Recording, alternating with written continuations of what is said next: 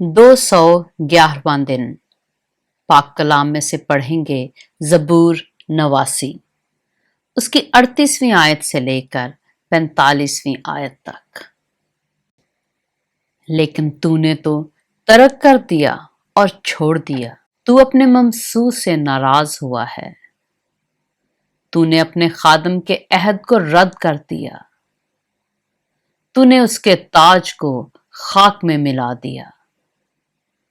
تو نے اس کی سب باڑوں کو توڑ ڈالا، تو نے اس کے کلوں کو کھنڈر بنا دیا، سب آنے جانے والے اسے لوٹتے ہیں، وہ اپنے پڑوسیوں کی ملامت کا نشانہ بن گیا، تو نے اس کے مخالفوں کے دہنے ہاتھ کو بلند کیا، تو نے اس کے سب دشمنوں کو خوش کیا، بلکہ تو اس کی تلوار کی دھار کو موڑ دیتا ہے اور لڑائی میں اس کے پاؤں کو جمنے نہیں دیتا، تو نے اس کی رونق اڑا دی اور اس کا تخت خاک میں ملا دیا، تو نے اس کی جوانی کے دن گھٹا دیے،